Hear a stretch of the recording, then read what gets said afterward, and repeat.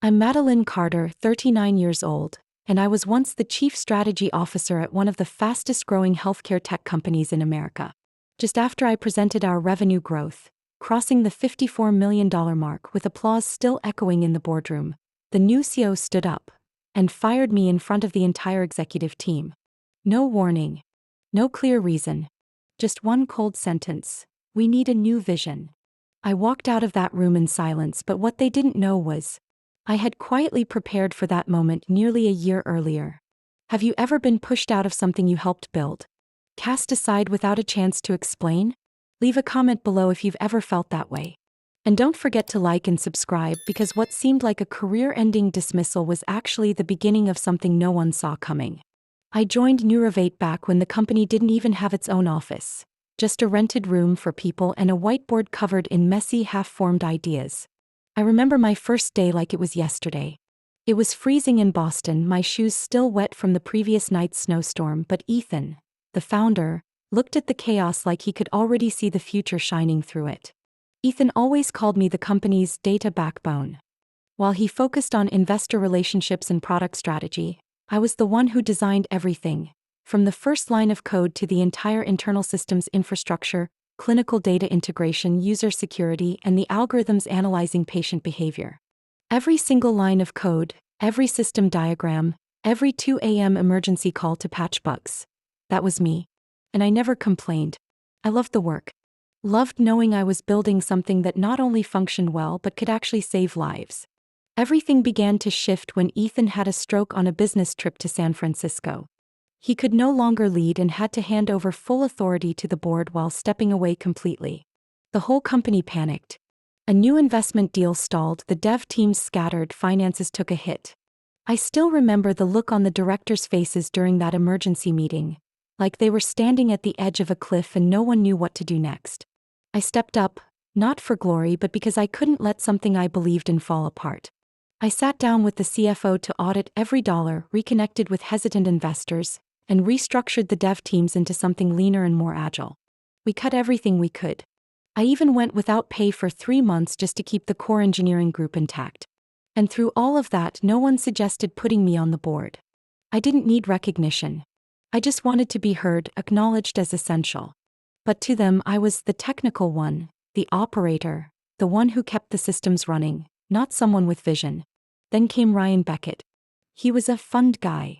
Polished degree from a big-name business school, a resume sprinkled with tech giants, and a glowing magazine feature calling him a rising star to watch. He walked in wearing a tailored suit, a luxury watch, and a smile so confident it bordered on smug. His very first meeting with the leadership team told me everything I needed to know. He spoke at length about efficiency, resource optimization, streamlining operations, and made it very clear that our job is to increase short-term shareholder value. When I questioned the scalability plan lacking a sound technical framework, he gave a faint smile and replied, "We can't let engineering slow down strategy." I felt a chill. Not because I was dismissed, but because I knew exactly what kind of person he was. Ryan didn't care about foundations. He cared about pretty numbers on quarterly reports, even if it meant pushing systems to the brink of collapse.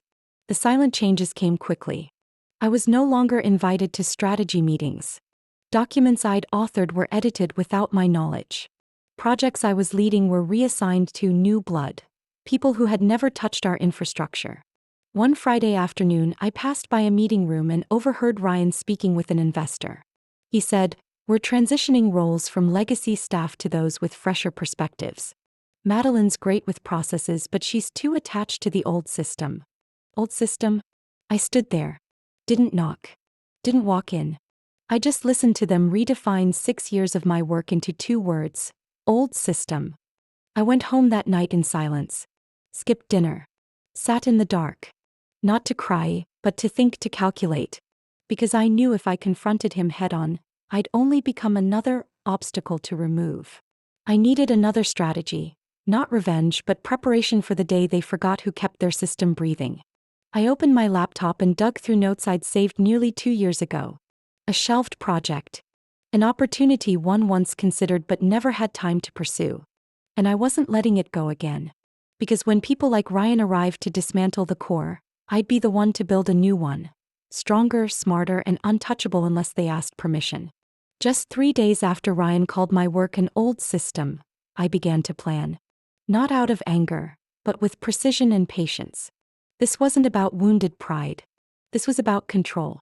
I found an old notebook where I'd once drafted a vision for a future-proof healthcare data ecosystem.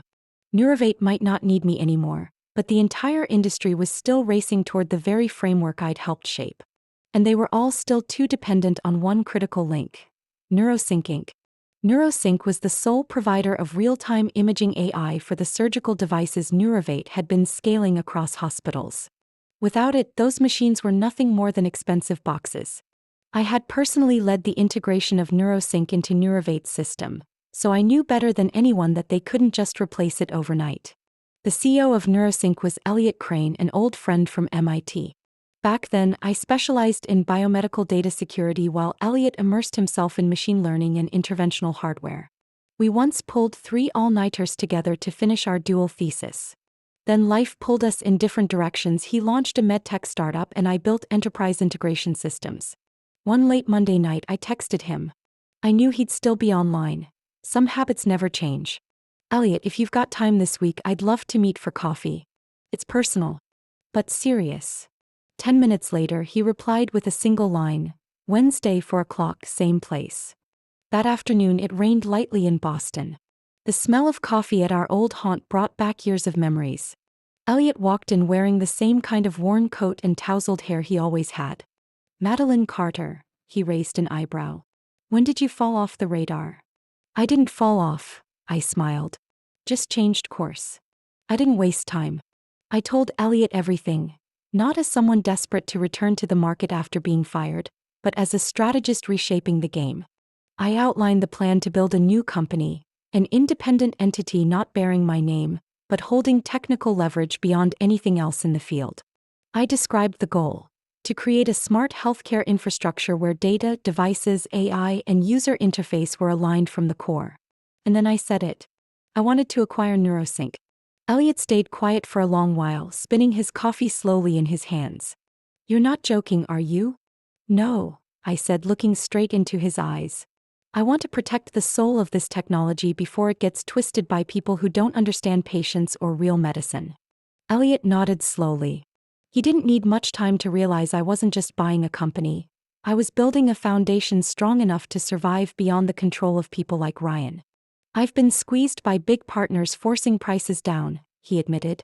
There are moments I feel like I'm selling off pieces of the technology one once believed in. If you're serious, I'll let you speak to the board. 3 weeks later, a closed-door meeting was held at my private attorney's office. I had already formed a parent company called Echelon Nova, registered under a small group of private shareholders. My name nowhere on paper, no ties traceable to Neurovate. I used part of my personal savings and support from 2 investors I had worked with in the past, people who trusted my instincts more than any polished report. The negotiations lasted over 4 months. Most of it was due diligence, legal vetting, and ensuring no one inside Neurovate could trace the move. Elliot kept his word. He helped me approach Neurosync's board as a long-term strategic investor, not a venture firm chasing the next round of funding. I didn't get involved in daily operations, but I did send a team of engineers, personally trained by me on past projects, to lead the protocol integration, standardize the AI infrastructure, and build out the scalable backend. Within 6 months, the deal was complete. Neurosync became a wholly owned subsidiary of Echelon Nova. And me, while no longer holding a seat in any meeting room at Neurovate, was now controlling the one asset they couldn't operate without. No one there knew it. Not a single one. A few weeks later, I saw Ryan's first email to the head of engineering, push to renegotiate with Neurosync. They're becoming difficult to read. I didn't laugh. I simply flagged the email, marked it as important, and went back to work. The game was far from over. But my position was already set. Exactly 1 week after I walked out of that boardroom in silence, I received an email from HR. Subject line: Transition documents for successor. No greeting. No show of concern. Just a cold checklist demanding I complete all handover files by Friday 5 p.m. At the bottom, a dull line read: We appreciate your contributions to Neurovate during your time with the company. Appreciate. They used the word like they were talking about a summer intern who just finished a temp contract. No message from the CEO. No call from the board. Just a spreadsheet and a deadline that couldn't care less. I opened my laptop and sat there staring at the screen for a few minutes, unmoving. It wasn't pain I felt. It was something more hollow than that. I used to think if this day ever came, I'd be furious, maybe even cry or lash out like anyone betrayed would. But strangely, I felt calm. Because I knew behind that silence, something much bigger was already unfolding. I opened a new document and named it Documentation_Transform. In it, I listed every current process, internal data flows, scheduled system reports. I attached system diagrams, vendor lists, key modules with technical notes. Everything was clear, thorough, the way a true architect hands off their blueprint. But in each section, I left subtle gaps. Not to sabotage, but to ensure dependency. For example, in the AI integration section, I wrote, current version operates using a self-regulating learning model. Processing algorithm details are embedded in API Module 3.7, accessible only with elevated credentials. And those credentials at present belong to NeuroSync. I wasn't hiding anything. I wasn't breaking anything. I was giving them exactly what they asked for, by the book polished. Just not with my heart. And without memory. That night my phone buzzed. An unknown number. I didn't answer. Then came a voicemail. Ryan's voice filled my inbox. Madeline, I think we need to talk. I know this all happened kind of abruptly, but there are a few things that need clarity. Call me when you can. I didn't listen to the whole message. I deleted it without hesitation. They weren't reaching out as collaborators anymore. They just wanted to salvage whatever they thought was still useful. What they didn't know was that by then NeuroSync, the core lifeline of their medtech ecosystem, had already paused its next quarter renewal. No explanatory email. No warning. NeuroSync's legal team, under new directives from Echelon Nova's board, sent a brief statement. We kindly ask your company to review all current service agreements. Vendor evaluation protocols are underway in light of recent changes in ownership structure. Changes in ownership structure. I knew that phrase alone would spark suspicion. Early the next week, I got a message from Clara, one of the few still in touch with me after everything. She sent just one line, they're freaking out. The surgical system at the Michigan hospital just threw a fault because imaging data won't sync. I read it with a steady heart. The contract between NeuroSync and Neurovate clearly stated, without a confirmed quarterly renewal, real-time access would automatically shut off. I had personally proposed and signed that clause years ago, to ensure that no party could use the technology irresponsibly. Now that clause was working exactly as intended. The entire surgical equipment chain now depended on an AI system that no longer allowed data synchronization. Surgeons couldn't access real-time internal organ mapping. Procedures were postponed. Hospitals started calling in frustration. Customer service was overwhelmed. I didn't attend any emergency meetings. I didn't reply to a single email from Neurovate. I wasn't physically present, but I could feel each layer of pressure tightening around them. NeuroSync was no longer a vendor. It was the foundation, the heart of the entire system. And that heart now beat to my rhythm. In the days that followed, I continued finishing the handover document, like someone quietly completing their final obligation. I uploaded every file into a secured shared folder and sent confirmation to HR. Their reply came within 20 minutes. Thank you, Carter. We appreciate your cooperation and professionalism during this transition. I smiled. Not because of the thanks, but because of the word transition. They thought I was leaving. They had no idea I was repositioning myself in the very ecosystem they were now trapped in. 3 days after I sent the final file, an internal email from Neurovate's HR department leaked onto Slack. Just a few short lines, but it spread like wildfire. Please postpone all demo meetings with hospitals scheduled this week. Technical issues are currently being addressed. I didn't need to read more to know what was happening. The next morning, as I met with the coordination team at Echelon Nova, my phone kept buzzing.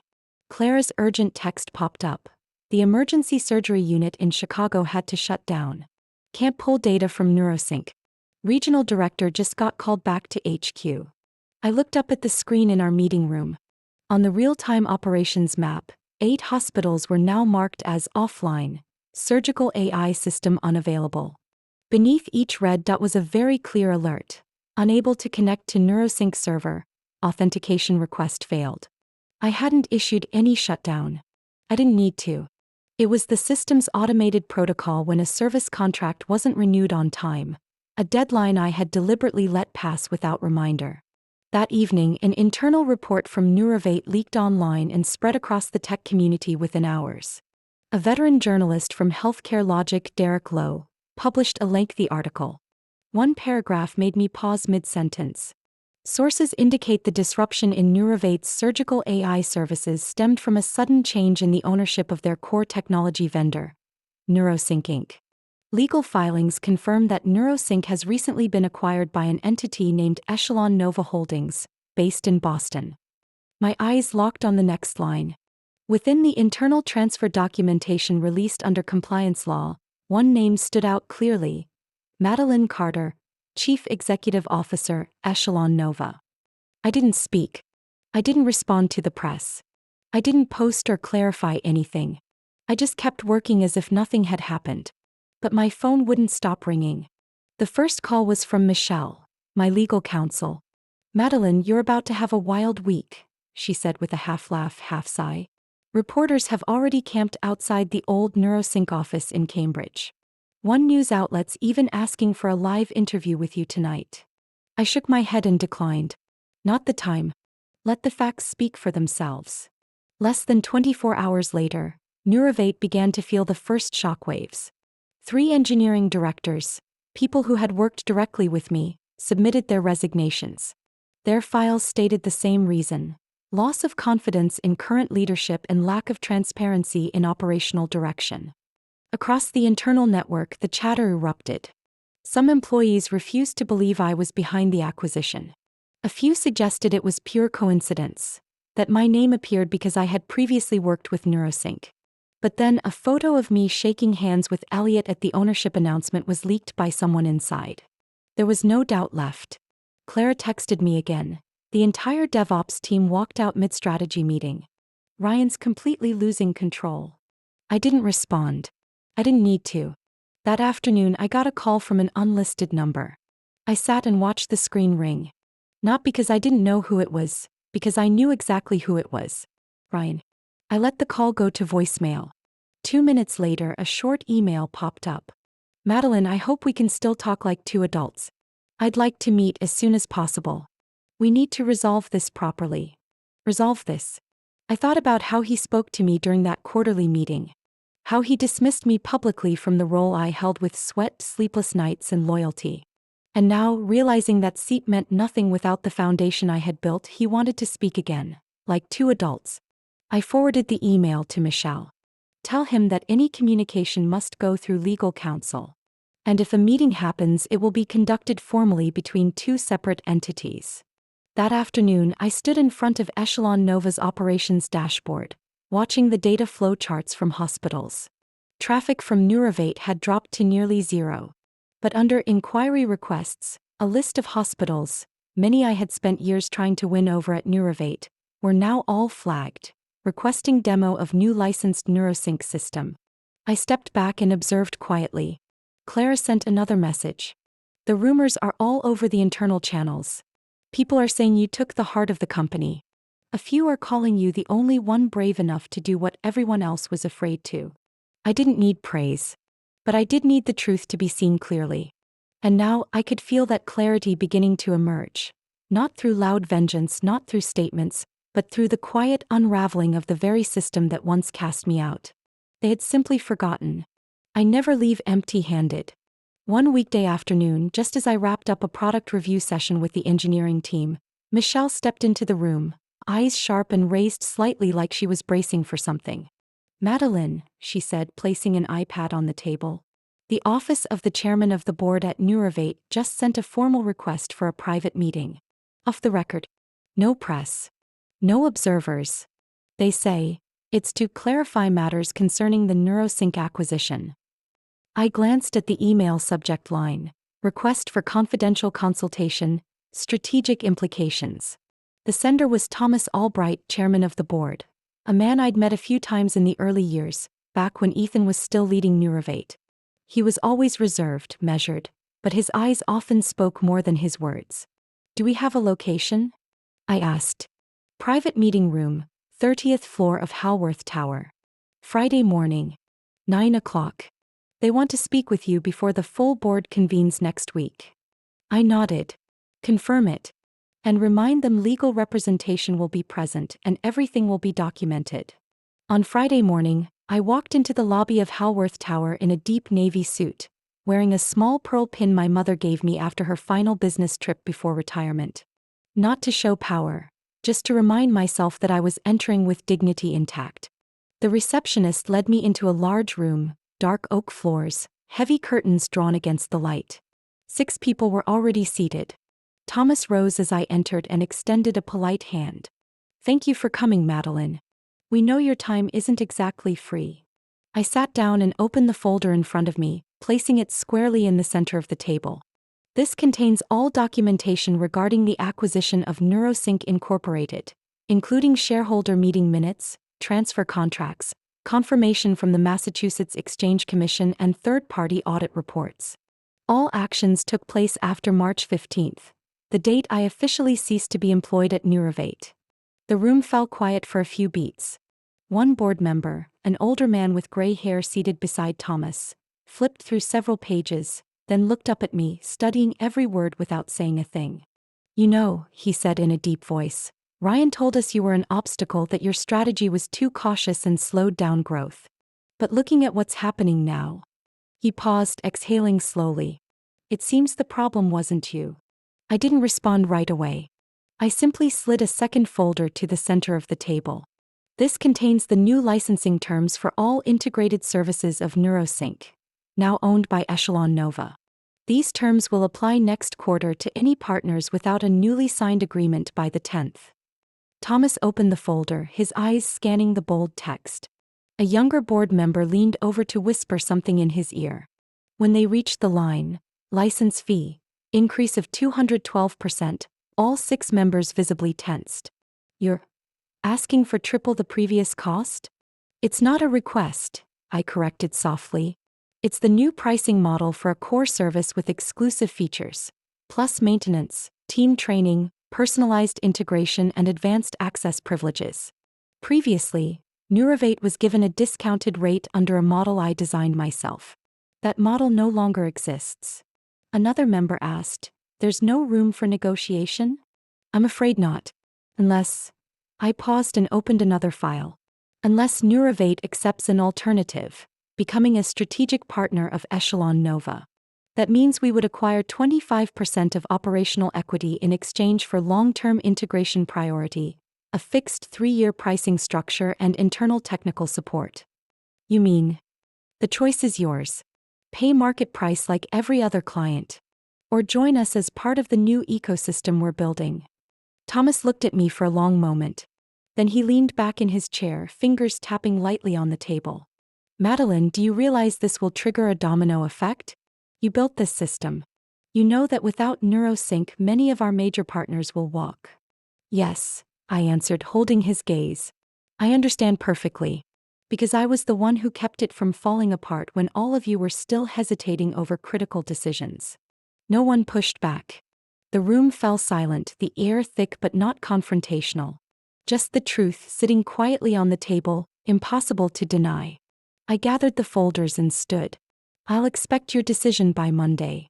Then I turned and walked out, the sound of my heels brushing the wooden floor, uninterrupted, unapologetic. On Monday morning, just as I set my coffee cup down, an urgent notification popped up in my inbox. Subject: Executive Change Notification, Internal Use Only. The sender was Thomas Albright. I opened the email. The first line was clear. "We hereby announce that, effective immediately, Ryan Beckett is temporarily suspended from his role as Chief Executive Officer while the board conducts a formal review of all strategic decisions made during his tenure." No need to mention my name. No need to rehash what had happened. That single sentence confirmed it. The quake had finally cracked the tower they had built too hastily. 2 hours later, a separate email from Thomas landed in my personal inbox. No flashy subject. No carefully crafted language. Just a straightforward, overdue apology. Madeline, on behalf of the board, I want to extend a personal apology for how we treated you. We now recognize that your contributions and vision for Neurovate were irreplaceable. If you're willing, we hope to reopen a discussion about strategic collaboration between our companies, this time with true respect and transparency. I read it twice, not to confirm the content, but to understand what hadn't been written. This wasn't just an invitation. It was the signal of a crumbling system trying to stabilize itself, now forced to lean on the very foundation it once cast aside. I didn't respond right away. I forwarded the message to Michelle with a short note. Shift this into formal negotiation. They need to understand the boundaries. That afternoon, I received a call from an unknown number, but it didn't feel unfamiliar. On the line was a senior journalist from Fortune, someone who had covered every shift in the healthcare tech sector for over a decade. Carter, he began in a thick New York accent, I'm working on a special feature about the rise of female leaders in tech. Your story, a woman publicly fired who now owns the core infrastructure of the company that dismissed her, is exactly the kind of truth we want to highlight. Would you be open to an exclusive interview? I stayed silent for a few seconds, then answered softly, if you're willing to ask the right questions, I'll answer. But I'm not telling this story for shock value. I'm telling it so others know there are ways to rise without shouting. We scheduled the meeting for the following week. That conversation lasted over 2 hours. I recounted everything from the beginning. No omissions, no embellishments. Each step from silence to strategy, from being erased to taking back control. I emphasized one thing above all. None of it happened overnight. It was the result of being ignored again and again, left out of meetings, overridden for speaking up. Not because I was wrong, but because I was the only woman willing to say that stability matters more than speed. 4 days later, the article appeared on the homepage of Fortune Tech. The headline read, "The woman they fired now owns the company that fired her." The cover photo showed me standing in front of Echelon Nova's control panel, light from the monitors reflecting off eyes focused on something far beyond the frame. The piece went viral, not just because of the story but because of the message. In a world where middle-aged women are often edged out of strategic roles, someone like me not only stayed in the game but redefined its rules. It sparked widespread conversation. Within 48 hours, I received hundreds of emails. Some were from familiar names, former colleagues, old investors, even people who once passed me in the Neurovate hallway without a glance. But one handwritten letter made me pause longer than any message in my inbox. It was written in blue ink, the handwriting slightly shaky, sent from an address in Colorado. Forwarded to my office at Echelon Nova. Dear MS. Carter. My name is Emily Tran. I'm 23 years old, an AI programmer. I interned at Neurovate last summer working on the imaging algorithm team. I still remember how you defended my idea when no one else thought it would work. After you were let go, the whole team felt unanchored. I almost left the field entirely, thinking I was just another name passed over. But today, after reading the Fortune interview, I cried. Not out of anger, but out of hope. Thank you.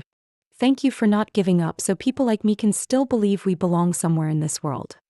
I placed the letter on my desk, sitting still in the quiet that settled around my office as the afternoon light faded. I didn't need applause. I didn't need noise. Just the quiet certainty that I had done the right thing. Not just for me but for those still waiting for a reason to keep going. About a week after the article published, Michelle handed me a copy of another letter. This time, not from a young intern or grateful engineer. This one was from Ryan Beckett. Not a legal document. No official seal. Just a few shaky lines in black ink, as if written with an unsteady hand or an unsettled mind. Madeline, I never imagined things would go this far. I admit I made a lot of wrong calls. But you're destroying everything we built together. I know I don't deserve it, but please, let the people who stayed have a chance to fix things.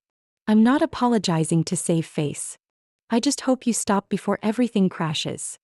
I folded the letter and set it aside. I didn't feel anger or pity. What I felt more than anything was the undeniable difference between power and revenge. I used to imagine this moment, the one where the man who once pushed me out of the very system I built would come looking for me, not with status but with words. But now that it was really happening, I didn't feel the satisfaction people might expect. I didn't need the public to see me expose Ryan. Didn't need a video of me calling him out at some conference. I didn't reply to his letter. I didn't leak anything to the press. I simply did what I had planned from the start. Sent back the new licensing agreement with specific terms, fixed pricing, a required restructuring of their risk management system, and mandatory retraining of the entire technical integration team. Non-negotiable. The day of Echelon Nova's first press conference after everything, reporters were waiting with questions I'd already anticipated. Are you planning to sue Ryan Beckett for wrongful termination? Do you believe Neurovate deserves further consequences for removing you from leadership? Is this the most expensive revenge in the history of medical tech? I gave only one answer. So. Not loud, but sharp enough to slice through the polished veneer of this industry. I don't destroy the house I once built. I just rebuild the foundation when it starts to rot. The room went silent for a few seconds. No one dared ask the next question right away. It didn't feel like a press conference anymore. It felt like a declaration, not dramatic, not exaggerated, just true and undeniable. That afternoon, I took a quiet walk around Echelon Nova's new campus.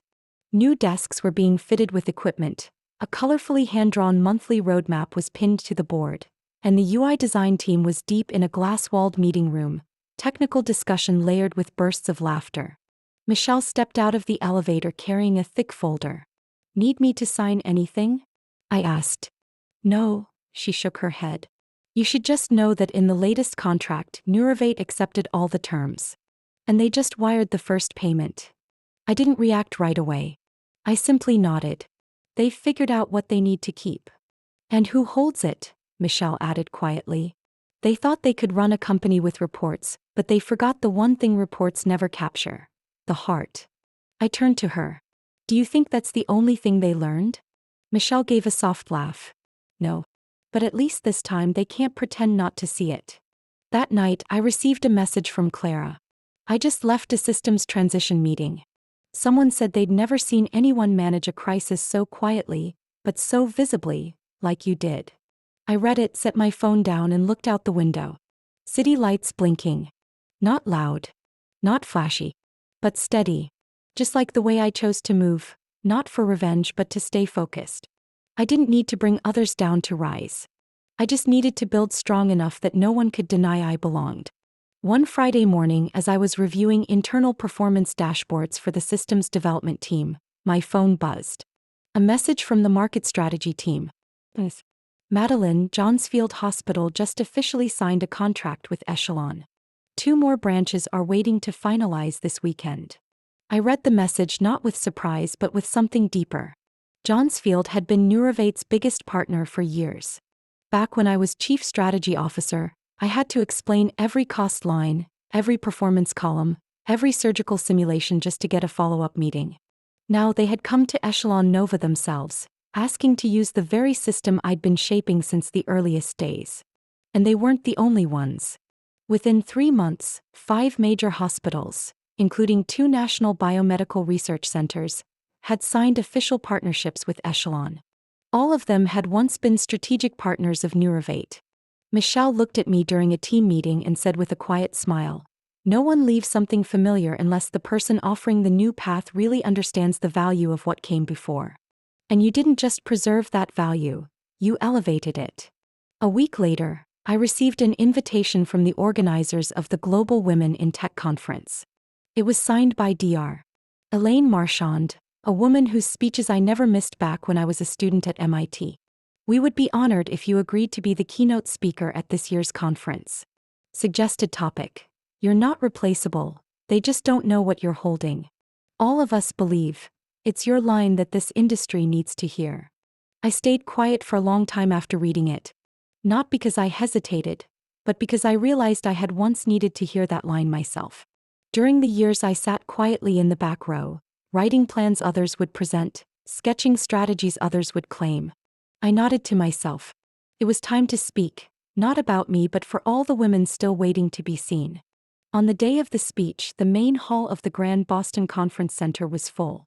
Over 700 people, mostly female engineers, scientists, data experts, many of whom had once been called assistants, coordinators, product aides.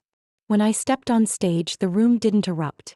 It focused, like everyone was holding their breath to hear something they had always thought but never been allowed to say out loud. I looked out and said slowly, "I'm not here to tell the story of losing a position. I'm here to say that sometimes when you're pushed out of a room, it's not because there wasn't space for you. It's because they hadn't realized you were the one who designed the room." There wasn't applause right away. Just silence that reached deep into people's hearts. Then the clapping started, slow, steady, like the heartbeat of something being brought back to life. That evening, my name appeared on Bloom Capital's Top 50 Most Influential CEOs of the Year list. Next to me were titans, global investment leaders, the founder of Harvard's AI education platform, the chief innovation officer of California's largest healthcare corporation. I didn't know any of them. But on that list, I was the only one who had been fired publicly during a board meeting. I didn't release a press statement. I didn't repost the article. I simply printed the list and placed it on my desk. A reminder that real value doesn't come from where you sit, but from how you make any seat help the system run better. The following week, Echelon Nova's engineering division welcomed 3 new members. I stepped in to greet them, just like I did with every new hire regardless of level. A young woman in a hoodie, hair tied up, stood as I walked in. She looked nervous. "I'm Lydia. I used to work on the back-end team at Neurovate, under Deputy Lead Jenkins. I'm not sure if you remember me." I smiled. How could I forget the person who wrote the compression algorithm that sped up surgical data processing by 26%? Lydia burst out laughing and the other 2 smiled in relief. The room didn't feel like a company. It felt like a place where people were remembered, not by titles but by the value they brought. A few days later, Clara stepped into my office with the roadmap for our new product line and set an extra document on the table. "You should see this," she said. 4 female engineers from Neurovate just formed their own development unit here at Echelon. They're calling it the Phoenix Unit. They said you're the one who made them believe they didn't need to sit still just to be seen. I touched the folder. I didn't need to open it. It was enough to know they still believed in something. Not because I had won, but because I hadn't stopped when they needed someone who would keep going. One morning in April, Boston's sunlight streamed softly through the tall glass panels lining the 32nd floor of Echelon Nova's new headquarters. I arrived earlier than usual. No real reason, just an old habit that never faded. Stepping into a workspace before the noise began, to hear the quiet rhythm of something I helped bring to life. As I walked past the corridor connecting the tech wing to the strategy room, a small bronze plaque mounted on the white brick wall caught my eye. It hadn't been announced beforehand. It wasn't part of any PR rollout or launch ceremony. It was simply there, quiet and steady, just like the spirit of this place. Vision doesn't live in a title, but in the heart of the one who dares to lead first. Etched just beneath it in fine, precise lettering, Madeline Carter, founding strategist. I stood still for a moment. Not to take a photo. Not to find out who had put it there. Just to listen to something quietly settling into place inside me. I can't quite remember the last time I felt angry.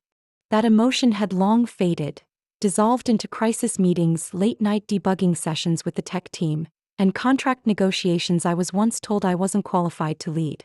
I never needed a statue. I never dreamed of being printed in textbooks. But there are moments like this, a quiet plaque, an empty hallway, that make me feel truly seen. Clara stepped out of the project room just then and met my eyes. She looked at the plaque, then walked slowly over. "I know I shouldn't have done it without asking," she said softly, "but the team decided one evening after a late meeting. I just mounted it." I looked at her. "You don't have to explain why you did it. But I want to know, why that quote?" Clara gave a faint smile. "Because it's what we've always felt from you, even if you never said it out loud." I turned back to the plaque. A quote that carried no name but mine, yet never belonged only to me. It was born from every time I listened to a junior employee pitch an idea no one believed in. From every late-night training session with nervous female engineers. From every decision I had to make alone, in rooms others had quietly exited. Eli approached from the strategy room, holding a performance breakdown for our new product line. When he saw me standing at the plaque, he paused, then offered a kind smile without asking anything. He simply said, "You should stop by the demo room this afternoon. There's a group of MIT students visiting. They said the reason they chose health systems engineering was because they wanted To do something like what Madeline Carter did. I nodded. All right. Just don't let them think this is a job for someone who never sleeps. Eli chuckled. Don't worry. I only told them it's a job for someone who refuses to give up. I walked with him toward the meeting room. Along the way, I passed familiar and new faces. Some had worked with me at Neurovate, some had just graduated within the last year. They didn't rush, didn't speak loudly. But when their eyes met mine, there was no avoidance, no awkwardness, just quiet respect. Not for the title, but for the journey. After the demo, Michelle messaged me. Did you know applications to Echelon Nova have tripled in the last 6 months? And most are women between 35 and 50. They wrote that for the first time they believe they still have a shot. I paused, not out of surprise, but because I knew that if what I endured meant someone else didn't have to carry the same weight, then maybe everything had unfolded exactly as it needed to. Before I left the office that day, I returned to the corridor where the plaque hung. A young employee walked by, stopped, stared at it for a long moment, then took out her phone for a photo. When she noticed me standing at the end of the hall, she looked startled but offered a polite nod. I walked over, not to ask her name, not to scold her for taking the picture. Just to ask gently, what do you think when you read this line? She looked up, her eyes bright but hesitant. I think, sometimes people just need to know someone walked ahead, not so they can follow but so they know they're not alone. I nodded, touched the edge of the plaque once more and turned away. And in that moment I thought of all the years I had walked alone, without a name called, without a glance of recognition. But now I no longer needed to ask for anything more. Because finally what I had always longed for had happened. To be seen, to be heard, and to stand tall without anyone's permission. If you've ever been pushed out of something you helped build, maybe you understand why I didn't choose revenge. I chose to rebuild from the ground up, with more kindness, more strength, and enough room for others to step inside too. I'm sharing this not to prove I've won, but to ask you one thing. If you were removed from the table, would you walk away in silence? Or quietly build a new room where you never have to ask for a seat? Tell me how this resonates with you. Have you ever been misunderstood? Had to walk through pain to become a stronger version of yourself? I'd love to hear your story because every journey matters. And if you see a part of yourself in what I've shared, hit follow. I'll continue bringing you real, honest stories. About people, about family, and about the decisions that shape us not just at work, but in the most personal corners of life.